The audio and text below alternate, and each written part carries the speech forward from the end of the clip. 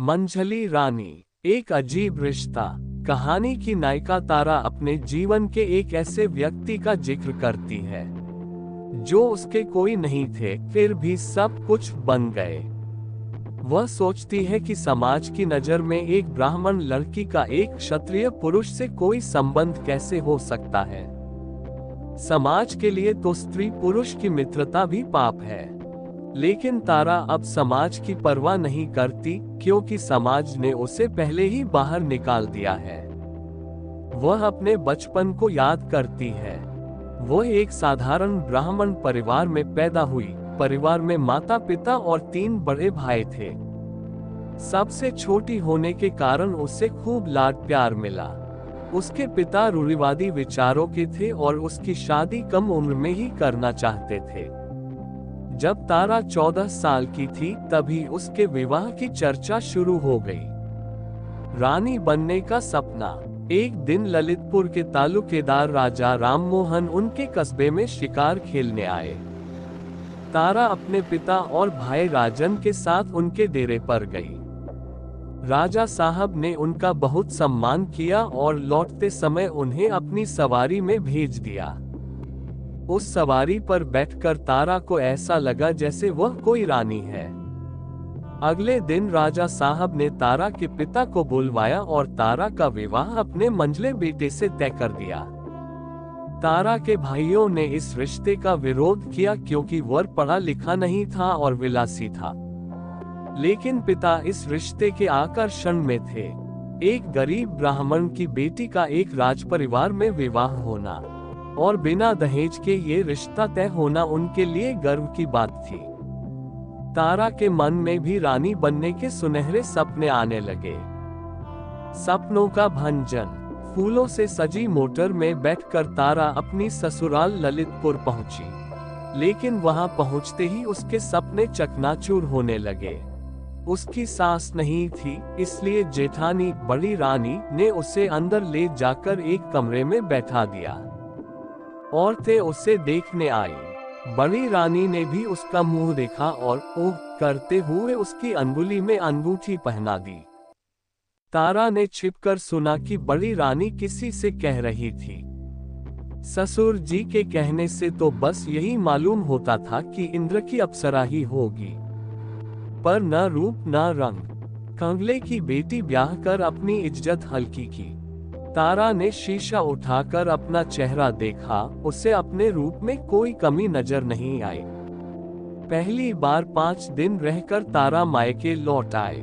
ससुराल के ये 5 दिन उसे 5 साल जैसे लगे थे। मायके में महीना भर रहने के बाद ही उसे ससुराल बुलावा आ गया। न चाहते हुए भी उसे विदा होना पड़ा। कैद का जीवन। ससुराल पहुंचकर तारा का जीवन एक कैद खाने जैसा हो गया।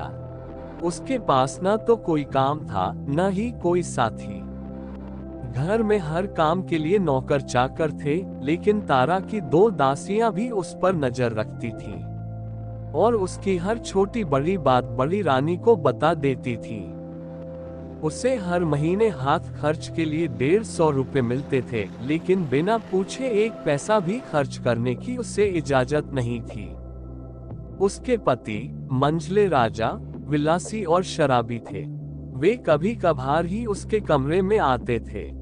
तारा पुस्तकें पढ़कर अपना समय बिताती थी। उसके जीवन में एकमात्र रोशनी छोटे राजा देवर और उनके शिक्षक मास्टर बाबू थे। छोटे राजा उसके लिए कभी कभार अखबार ले आते थे।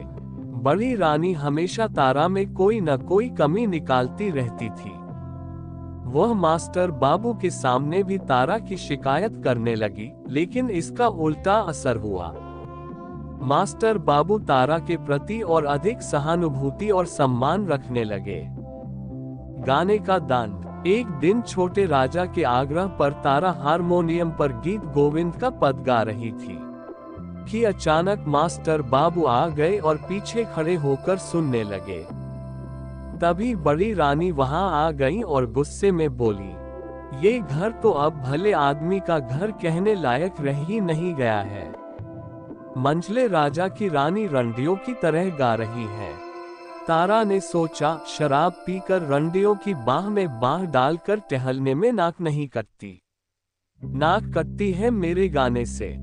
उस दिन के बाद उसने हारमोनियम को हाथ नहीं लगाया। कुछ दिन बाद सीढ़ियों पर मास्टर बाबू से मुलाकात हुई।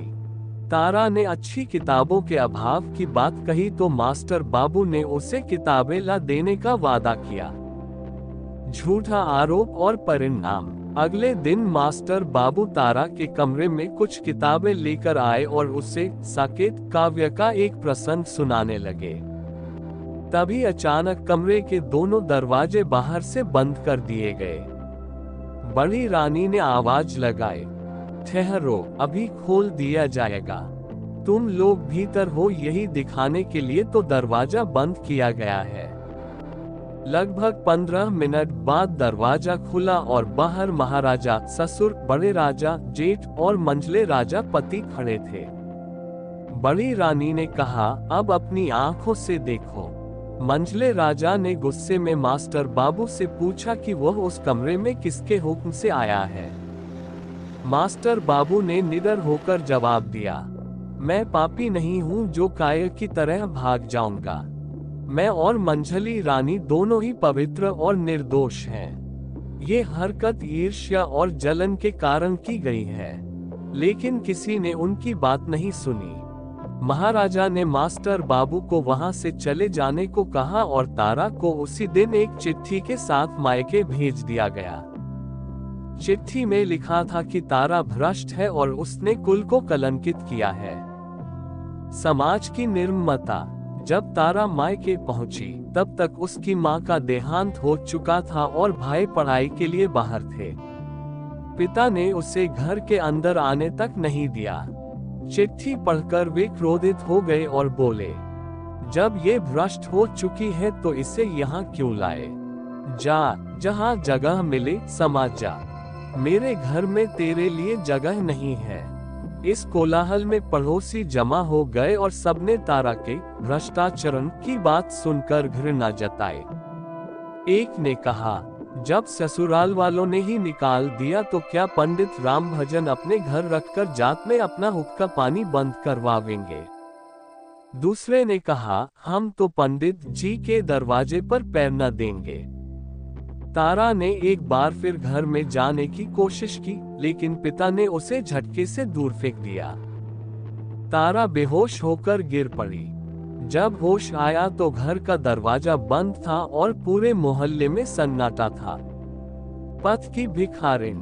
तारा स्टेशन पहुंची और बिना सोचे समझे एक गाड़ी में बैठ गई। अगली सुबह जब वह कानपुर पहुंची तो उसके सामने जीवन की सबसे बड़ी समस्या थी।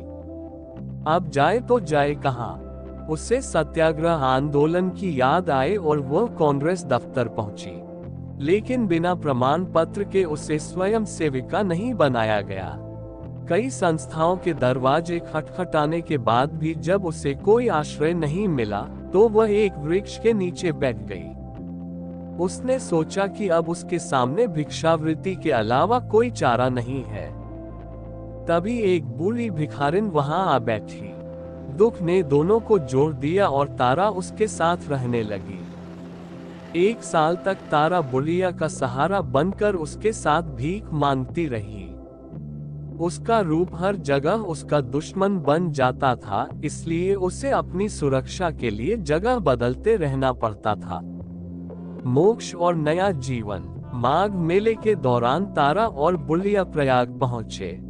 एक शाम बुढ़िया एक बग्घी के पीछे दौड़ते हुए एक पैसा उठाने की कोशिश कर रही थी कि 2 मोटरों के बीच में आ गई और उसे गहरी चोट आई। तारा ने उसे बचाने की कोशिश में खुद भी चोटें खाईं। दुर्घटना के बाद एक मोटर रुकी और उसमें से 2 व्यक्ति उतरे। तारा की आंखों के सामने अंधेरा छा गया। जब उसे होश आया तो वह एक अस्पताल के वार्ड में थी। पास की खाट पर बुढ़िया मरणासन अवस्था में पड़ी थी। तारा ने जैसे ही उठने की कोशिश की, मास्टर बाबू, जो पास ही बैठे किताब पढ़ रहे थे, ने उसे लेटने को कहा। तारा ने कड़वाहट से कहा, मैं पथ की भिखारिन, मुझे ये साफ सुथरे कपड़े, नर्म नर्म बिछौने क्यों चाहिए? कल से तो मुझे फिर वही गली गली की ठोकर खानी पड़ेगी ना।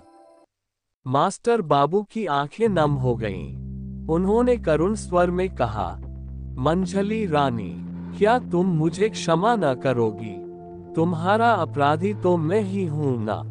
मेरे ही कारण तो आज तुम राजरानी से पथ की भिखारिन बन गई हो। ये सुनकर तारा चौंक पड़ी और उसके मुंह से निकल गया, मास्टर बाबू। नया सहारा। कुछ दिनों में तारा स्वस्थ हो गई, लेकिन बुढ़िया की मृत्यु हो गई। उसके अंतिम संस्कार के बाद तारा मास्टर बाबू के साथ उनके बंगले में रहने लगी। कहानी के अंत में तारा विचार करती है कि मास्टर बाबू उसके कौन हैं। वे उस पर माता की तरह ममता और पिता की तरह प्यार करते हैं।